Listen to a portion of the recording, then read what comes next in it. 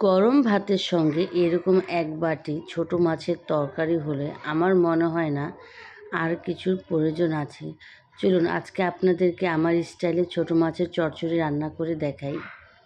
এখানে আমি ছোটো মাছগুলো ভালো করে ধুয়ে পরিষ্কার করে নিয়েছি পেঁয়াজ কুচি, পেঁয়াজ কলি কুচি, টমেটো আর হচ্ছে কাঁচামরিচটা একটু বেশি করে নিয়েছি। এখন চলে যাব মূল রান্নায়। এখন আমি ইনগ্রেডিয়েন্টসগুলো ঢেলে নিলাম একটা হাঁড়িতে। এখন আমি মশলা অ্যাড করব, হলুদ, মরিচ, ধনিয়া, আদা রসুন পেস্ট। আর আদা রসুন পেস্ট দিয়ে দিয়েছি। এখন দিয়ে দিলাম সরিষার তেল। ছোটো মাছটা সরিষার তেল দিয়ে রান্না করলে খেতে কিন্তু খুব মজা হয়। এখন আমি হাতের সাহায্যে চটকে নিচ্ছি মশলাগুলো। এরপরে আমি দিয়ে দিব